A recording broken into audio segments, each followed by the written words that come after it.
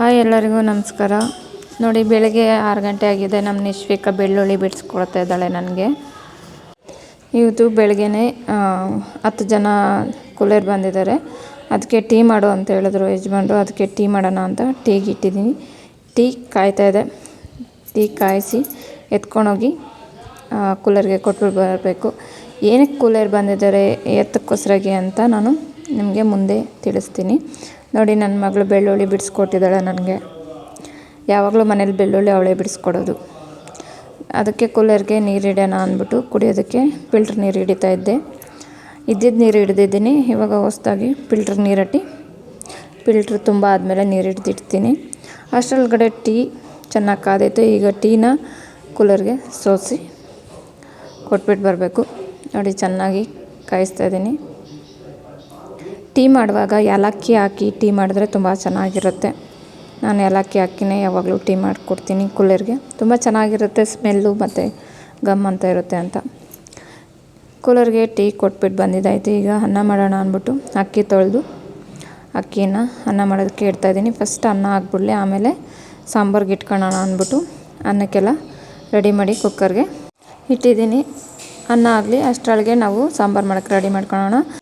ಸಿಲ್ಕರಿ ಸೊಪ್ಪನ್ನು ತಂದುಕೊಟ್ಟಿದ್ರು ಸಾಂಬಾರು ಮಾಡೋದಕ್ಕೆ. ಸಿಲ್ಕರಿ ಸೊಪ್ಪನ್ನು ಈಗ ನಾವು ಕೊಯ್ದು ಇಟ್ಕೊಳ್ಳೋಣ. ಕೊಯ್ದು ತೊಳ್ಕೊಬರ್ಬೇಕು, ಅದಕ್ಕೆ ಕೊಯ್ತಾ ಇದ್ದೀನಿ. ಎಷ್ಟು ಫ್ರೆಶ್ ಆಗಿತ್ತು ಅಂದರೆ ತುಂಬಾ ಫ್ರೆಶ್ ಆಗಿತ್ತು ಸೊಪ್ಪಂತೂ. ಈಗ ಕೊಯ್ದಿದ್ದಾಯಿತು ಸೊಪ್ಪನ್ನೆಲ್ಲ. ಈಗ ಅದನ್ನು ತೊಳ್ಕೊಬರೋಣ. ಚೆನ್ನಾಗಿ 3 ಸರಿ ಸೊಪ್ಪನ್ನು ತೊಳ್ಕೊಬರೋಣ ಬನ್ನಿ. ನೋಡಿ, ಸೊಪ್ಪನ್ನು ಹಾಕಿ ಬಕೆಟಲ್ಲಿ ನೀರಟ್ಟಿ ಚೆನ್ನಾಗಿ ತೊಳಿಬೇಕು. ಮಣ್ಣು ತುಂಬ ಜಾಸ್ತಿ ಇರುತ್ತೆ. ಅದಕ್ಕೆ ಒಂದು 2-3 ಸರಿ ಚೆನ್ನಾಗಿ ತೊಳ್ಕೊಬೇಕು ಸೊಪ್ಪನ್ನು.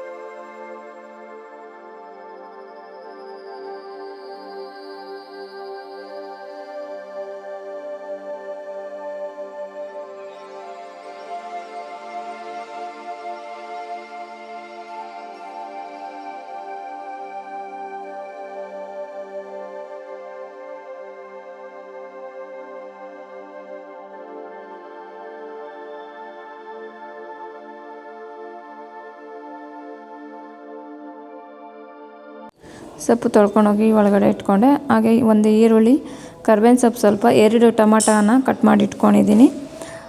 7 ಮೆಣಸಿನ್ಕಾಯಿನ ಕಟ್ ಮಾಡಿ ಇಟ್ಕೊಂಡಿದ್ದೀನಿ, ಹಣ್ಣು ಮೆಣಸಿನ್ಕಾಯಿ. ಮತ್ತು ಬೆಳ್ಳುಳ್ಳಿ, 1 ಬೆಳ್ಳುಳ್ಳಿನ ಬಿಡಿಸಿ ಜಜ್ಜಿಟ್ಕೊಂಡಿದ್ದೀನಿ ಸೊಪ್ಪು ಬೇಳೆ ಮೆಣಸು ಮಾಡೋದಕ್ಕೆ. ಸಾಂಬಾರು ಪುಡಿನೂ ಹಾಕ್ತೀನಿ. ಸೊಪ್ಪು ಬೇಳೆ ಮೆಣಸಿಗೆ ಹಸಿ ಮೆಣಸಿನ್ಕಾಯಿ ಹಾಕಿದ್ರೆ ತುಂಬ ಚೆನ್ನಾಗಿರುತ್ತೆ. ನಾವು 10 ಜನಕ್ಕೆ ಕೂಲರ್ಗೆ ಅಡುಗೆ ಮಾಡ್ತಾಯಿದ್ದೀವಲ್ಲ, ಅದಕ್ಕೆ ಖಾರ ಸ್ವಲ್ಪ ಇರಲಿ ಅಂದ್ಬಿಟ್ಟು. ಹಾಗೆ ಬೇಳೆಕಾಳನ್ನು ಸಹ 1 ಗ್ಲಾಸನ್ನು ತೊಗೊಂಡಿದ್ದೀನಿ. ಈಗ ಕುಕ್ಕರ್ಗೆ ಎಣ್ಣೆ ಹಾಕಿ ಸಾಸಿವೆ ಹಾಕಿ ಸಿಟ್ಟಿಳಿಸ್ಕೊಂಡು ಒಗ್ಗರಣೆ ಹಾಕ್ಕೊತಾ ಇದ್ದೀನಿ. ಅಷ್ಟರಲ್ಲಿ ಫಿಲ್ಟ್ರಿಗೆ ನೀರು ಹಾಕಿದ್ನಲ್ವ, ನೀರು ಸ್ವಲ್ಪ ಹಿಡ್ದಿಡೋಣ, ಎತ್ಕೊಂಡೋಗಿ ಕೊಟ್ಬಿಟ್ಟು ಬರ್ತೀನಿ ಅಂದರು. ಅದಕ್ಕೆ ಸರಿ ಅಂತ ನೀರು ಹಿಡಿತಾಯಿದ್ದೆ. ನೀರು ಹಿಡ್ದಿದ್ದಾಯಿತು. ಈಗ ಎಣ್ಣೆ ಮತ್ತು ಸಾಸಿವೆನ ಹಾಕಿದ್ದೀನಿ. ಸಿಟ್ಲಿದ್ದಾದಮೇಲೆ ಫಸ್ಟು ಬೆಳ್ಳುಳ್ಳಿಯನ್ನು ಹಾಕ್ಕೊತಾ ಇದ್ದೀನಿ.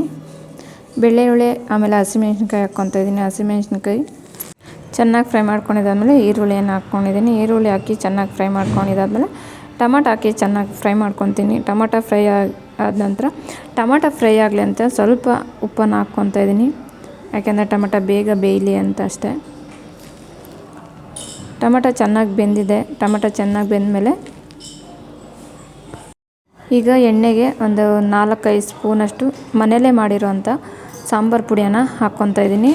10 ಜನ ಕೂಲರ್ಗೆ ನಾನು ಅಡುಗೆ ಮಾಡ್ತಾಯಿರೋದು. ಅದಕ್ಕೆ 5 ಸ್ಪೂನು ಸಾಂಬಾರು ಪುಡಿ ಹಾಕ್ಕೊತಾ ಇದ್ದೀನಿ. ಆಲ್ರೆಡಿ 7 ಮೆಣಸಿನ್ಕಾಯನ್ನು ಕಟ್ ಮಾಡಿ ಸಹ ಹಾಕಿದ್ದೀನಲ್ವ. ಎಣ್ಣೆಯಲ್ಲೇ ಸಾಂಬಾರು ಪುಡಿ ಹಾಕಿ ಫ್ರೈ ಮಾಡೋದ್ರಿಂದ ಸಾಂಬಾರು ತುಂಬ ಟೇಸ್ಟಿಯಾಗಿರುತ್ತೆ, ತುಂಬ ಚೆನ್ನಾಗಿರುತ್ತೆ. ಯಾರಿಗಾದರೂ ಇಂಟ್ರೆಸ್ಟ್ ಇದ್ದರೆ ಅಥವಾ ಇಷ್ಟ ಇದ್ದರೆ ಒಂದ್ಸರಿ ಈ ರೀತಿ ಟ್ರೈ ಮಾಡಿ. ಸಾಂಬಾರು ಪುಡಿ ಚೆನ್ನಾಗಿ ಫ್ರೈ ಆದಮೇಲೆ ಹಾಗೆ ಸೊಪ್ಪನ್ನು ಹಾಕ್ಕೊಂಡು ಚೆನ್ನಾಗಿ ಸ್ವಲ್ಪ ಫ್ರೈ ಮಾಡ್ಕೊಂಬಿಡ್ತೀನಿ ಎಣ್ಣೆಯಲ್ಲೇ. ಎಣ್ಣೆಯಲ್ಲೇ ಚೆನ್ನಾಗಿ ಫ್ರೈ ಮಾಡ್ಕೊಂಡಿದ್ದಾದಮೇಲೆ ನಾವು ಬೇಳೆಕಾಳನ್ನು ಹಾಕೋಣ.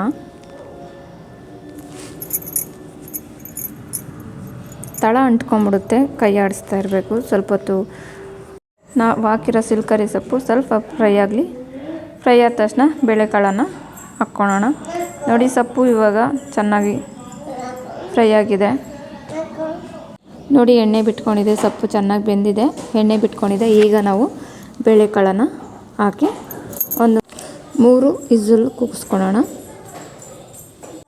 ನಾನು ಇವಾಗ ಉಪ್ಪೇನು ಹಾಕ್ತಾಯಿಲ್ಲ, ಹಾಗೆ ಮುಚ್ಚಳ ಹಾಕಿ ಬೇಯಿಸ್ಕೊತೀನಿ. ಯಾಕೆ ಉಪ್ಪು ಹಾಕ್ತಾಯಿಲ್ಲ ಅಂದರೆ ಬೇಳೆಕಾಳು ಬೇಯೋದಿಲ್ಲ, ಹಾಗೆ ಇದ್ದುಬಿಡುತ್ತೆ. ಅದಕ್ಕೆ ನಾವು ಚೆನ್ನಾಗಿ ಬೇಯಿಸ್ಕೊಂಡಿದ್ದಾದ್ಮೇಲೆ ಆ ನಂತರ ಉಪ್ಪನ್ನು ಹಾಕ್ಕೊಳ್ಳೋಣ. ನಾನಿವಾಗ ನೋಡಿ ಚೆನ್ನಾಗಿ ತಿರ್ಗಿಸ್ಕೊಡ್ತೀನಿ. ಚೆನ್ನಾಗಿ ತಿರ್ಗಿಸ್ಕೊಟ್ಬಿಟ್ಟು ಆಮೇಲೆ ಮುಚ್ಚಳನ ಹಾಕ್ತೀನಿ. ಯಾಕೆ ತಳ ಅಂಟ್ಕೊಂಡ್ಬಿಡುತ್ತೆ. ಟೊಮೊಟೊ ನಾವು ಸಾಂಬಾರು ಪುಡಿ ಎಲ್ಲ ಹಾಕಿರ್ತೀವಲ್ಲ, ಅದು ತಳ ಅಂಟ್ಕೊಂಡ್ಬಿಡುತ್ತೆ. ಚೆನ್ನಾಗಿ ತಿರುಗಿ ಕೊಡಬೇಕು. ಚೆನ್ನಾಗಿ ತಿರುಗಿ ಕೊಟ್ಟಿದ್ದಾದಮೇಲೆ ಇವಾಗ 3 ವಿಸಿಲ್ ಕೂಗಿಸ್ಕೊಳ್ಳೋಣ. ವಿಸಿಲ್ ಬರೋದ್ರೊಳಗಡೆ ಮುದ್ದೆ ಇಡೋಣ ಅಂದ್ಬಿಟ್ಟು ನೀರನ್ನು ಇಡ್ತಾಯಿದ್ದೆ. ಮುದ್ದೆಗೆ ನಾನು ಚಂಬು ಲೆಕ್ಕದಲ್ಲಿ ಇಡ್ತಾಯಿದ್ದೀನಿ. ನನಗೆ ಇಷ್ಟು ಚಂಬಲ್ಲಿ ಇಷ್ಟು ಮುದ್ದೆ ಆಗುತ್ತೆ ಅಂತ ಲೆಕ್ಕ. ಅದಕ್ಕೆ ನಾನು 8 ಚಂಬು ನೀರನ್ನು ಇಟ್ಟಿದ್ದೀನಿ. ಮುದ್ದೆಗೆ ಸ್ವಲ್ಪ ಅನ್ನನ ಹಾಕಿ ಮುದ್ದೆನ ತೊಳ್ಸ್ಕೊತೀನಿ. ಯಾಕೆ ಅನ್ನ ಹಾಕ್ತೀವಿ ಅಂದರೆ ಗಂಟು ಕಟ್ಟದೇ ಇರಲಿ, ಮುದ್ದೆ ತುಂಬ ಚೆನ್ನಾಗಿರುತ್ತೆ, ಮುದ್ದೆ ಗಂಟು ಕಟ್ಟದೇ ಇರಲಿ ಅಂತ ಅನ್ನವನ್ನು ಹಾಕಿ ಮುದ್ದೆಯನ್ನು ಮಾಡ್ತೀವಿ. ಸ್ವಲ್ಪ ಹಸಿಟ್ಟು ಹಾಕಿ ತಟ್ಟೆ ಮುಚ್ಚಿಟ್ಟಿದ್ದೀನಿ, ಉಕ್ಕು ಬರಲಿ ಬೇಗ ಅಂತ.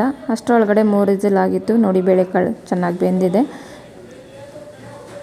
ಇವಾಗ ನಾವು ಬೇರೆ ತಪ್ಪಲೆಗೆ ಶಿಫ್ಟ್ ಮಾಡಿಕೊಂಡು ನಮಗೆ ಎಷ್ಟು ಬೇಕೋ ಅಷ್ಟಕ್ಕೆ ನೀರನ್ನು ಹಾಕ್ಕೊಂಡು ಉಪ್ಪನ್ನು ಹಾಕಿ ಚೆನ್ನಾಗಿ ಕಾಯಿಸ್ಕೊಬೇಕು ನಾವು. ಇವಾಗ ನೋಡಿ, ಇವಾಗ ಬೇರೆ ತಪ್ಪಲೆಗೆ ಶಿಫ್ಟ್ ಮಾಡ್ಕೊಳೋಕ್ಕೆ ಮುಂಚೆ ಸ್ವಲ್ಪ ತೇದ್ಕೊಂಬಿಡೋಣ ಬೇಳೆಕಾಳನ್ನ. ಚೆನ್ನಾಗಿ ತೇದ್ಕೊಂಡಿದ್ದಾದ್ಮೇಲೆ ನಾವು ಆಲ್ರೆಡಿ ಒಗ್ಗರಣೆ ಎಲ್ಲ ಹಾಕಿದ್ದೀವಿ, ಉಪ್ಪೊಂದು ಹಾಕಲಿಲ್ಲ ಅಷ್ಟೇ ಸಾಂಬಾರಿಗೆ. ಇವಾಗ ಉಪ್ಪನ್ನು ಹಾಕ್ಕೊಂಡು ಬೇರೆ ತಪ್ಪಲೆಗೆ ಶಿಫ್ಟ್ ಮಾಡ್ಕೊತೀನಿ. ಅಮ್ಮ ಮನೇಲಿ 4 ಜನ ಅಡುಗೆ ಮಾಡೋದೇ ಕಷ್ಟ ಆಗಿತ್ತು. ಇಲ್ಲಿ 10 ಜನಕ್ಕೆ ಅಡುಗೆ ಮಾಡಬೇಕು. ನನಗೆ ಮೊದಲು ಅಡುಗೆ ಮಾಡೋದಕ್ಕೆ ಬರ್ತಾಯಿಲ್ಲ 10 ಜನಕ್ಕೆ ಹೇಗೆ ಮಾಡಬೇಕು ಅಂತ. ಆಮೇಲೆ ಇಲ್ಲಿಗೆ ಬಂದಮೇಲೆ ಕಲ್ತ್ಕೊಂಡಿರೋದು ಹೇಗೆ ಅಡುಗೆ ಮಾಡೋದು ಅಂತ. 6 ವರ್ಷದಿಂದ ಟ್ರೈನಿಂಗ್ ಆಗಿದೆ ಇವಾಗ ಅಡುಗೆ ಮಾಡೋದಕ್ಕೆ. ನೋಡಿ 10 ಜನಕ್ಕೆ ಸಾಂಬಾರು ರೆಡಿಯಾಗಿದೆ. ನೋಡಿ ಸ್ವಲ್ಪ ಮಂದ ಇದೆ, ಇನ್ನು ಸ್ವಲ್ಪ ನೀರು ಹಾಕಿ ಉಪ್ಪನ್ನು ಹಾಕಿ ಚೆನ್ನಾಗಿ ಕಾಯಿಸ್ಕೊಳ್ಳೋಣ. ಕಾಯಿಸುವಾಗ ನಾವು ಸಾಂಬಾರನ್ನ ನೋಡ್ಕೊತಾ ಇರಬೇಕು, ಇಲ್ಲಾಂದರೆ ತಳ ಅಂಟ್ಕೊಂಡ್ಬಿಡುತ್ತೆ. ಯಾಕೆಂದರೆ ಬೇಳೆಕಾಳಲ್ವ, ಬೇಗ ತಳ ಅಂಟುತ್ತೆ. ಅದಕ್ಕೆ ಆವಾಗವಾಗ ಕೈ ಆಡಿಸ್ಕೊಂಡು ಚೆನ್ನಾಗಿ ಕಾಯಿಸ್ಕೊಳ್ಳೋಣ. ಉಪ್ಪು ಹಾಕಿದ್ದೀನಿ. ಯಾರಿಗಾದರೂ ಅಡುಗೆ ಮಾಡೋಕ್ಕೆ ಬರಲ್ಲ 10 ಜನಕ್ಕೆ ಹೇಗೆ ಮಾಡೋದು ಅಂತ ಏನಾದರೂ ನಿಮಗೆ ಡೌಟ್ ಇದ್ದರೆ ನೋಡಿ, 10 ಜನಕ್ಕೆ ಅಡುಗೆ ಹೇಗೆ ಮಾಡೋದು ಅಂತ ಹೇಳ್ಕೊಡ್ತಾಯಿದ್ದೀನಿ. ಸಾಂಬಾರು ಯಾವ ರೀತಿ ಮಾಡೋದು ಅಂತ ಖಂಡಿತವಾಗ್ಲೂ ಸೊಪ್ಪು ಬೇಳೆ ಮೆಣಸು 10 ಜನ ಅಲ್ಲ 20 ಜನ ಬಂದರೂ ಮಾಡ್ಬೋದು. ಒಂದು ಕಟ್ಟು ಸೊಪ್ಪಿದ್ರೆ ಒಂದು 20 ಜನ ಗಂಟಲು ನಾವು ಅಡುಗೆನ ಮಾಡ್ಬೋದು. ನಾನು ಒಂದು ಕಟ್ಟಲ್ಲಿ 10 ಜನಕ್ಕೆ ಸಾಂಬಾರು ಮಾಡಿದ್ದೀನಿ. ರೆಡಿ ಆಯಿತು. ಈ ಕಡೆ ಮುದ್ದೆಗೆ ಉಕ್ಕು ಕೂಡ ಬಂದಿದೆ. ಈಗ ಹಸಿಟ್ಟನ್ನು ಹಾಕಿ ಮುದ್ದೆನ ಬೇಯಿಸ್ಕೊಳ್ಳೋಣ. ಚೆನ್ನಾಗಿ ಮುದ್ದೆನ ಬೇಯಿಸ್ಕೊಳ್ಳೋಣ. ನಾನು ಮುದ್ದೆ ಓದ್ಕಿಂತ ಕುಲ್ಲರ್ಗೆ ಮುದ್ದೆ ಮಾಡಬೇಕಾದ್ರೆ ಒಂದು ದೊಡ್ಡ ಸ್ಟೋರಿನೇ ಆಗಿತ್ತು. ಆ ವಿಡಿಯೋ ಯಾರಾದರೂ ನೋಡಲಿಲ್ಲ ಅಂದರೆ ಹೋಗಿ ನೋಡಿ, ನನ್ನ ಚಾನಲ್ನಲ್ಲಿರುತ್ತೆ. ಅಷ್ಟರೊಳಗಡೆ ನಾವು ಅನ್ನ ಮಾಡಿದ್ವಲ್ಲ, ಅನ್ನನ ಟಿಫನ್ ಬಾಕ್ಸ್ಗೆ ಇವಾಗ ಹಾಕ್ಕೊಳ್ಳೋಣ. ಫಸ್ಟು ಅನ್ನ ಹಾಕಿಟ್ಕೊಂಬಿಡ್ತೀನಿ, ಆನಂತರ ಮುದ್ದೆ ತೊಳಸಿ ಮೇಲೆ ಮುದ್ದೆ ಇಟ್ಕೊತೀನಿ. ಅದಕ್ಕೆ ಫಸ್ಟು ಬಾಕ್ಸ್ಗೆ ಅನ್ನ ಹಾಕಿಟ್ಕೊಂಡಿದ್ದೀನಿ. ಅನ್ನ ಹಾಕಿ ಇವಾಗ ಮುಚ್ಚಳ ಹಾಕಿ ಮುಚ್ಚಿಟ್ಕೊತೀನಿ. ಮುದ್ದೆನ ಚೆನ್ನಾಗಿ ತೊಳಸ್ಕೊಂಡು ಆನಂತರ ಮುದ್ದೆನ ಮಾಡ್ಕೊತೀನಿ.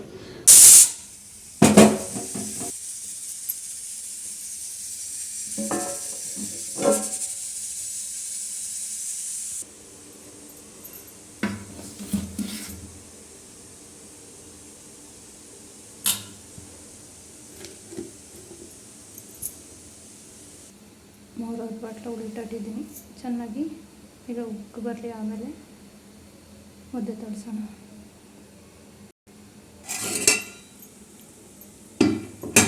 ಸಾಂಬಾರು ಕಾಯಕ್ಕಿಟ್ಟಿದ್ದೀನಿ. ನಾವು ಸಾಂಬಾರನ್ನ ಕಾಯೋಕ್ಕಿಟ್ಟ ಮೇಲೆ ಅವಾಗ ನೋಡ್ಕೊತಾ ಇರಬೇಕಿಲ್ಲ ಅಂದರೆ ಬೇಳೆಕಾಳಲ್ವ ತಳ ಅಂಟ್ಕೊಂಡ್ಬಿಡುತ್ತೆ.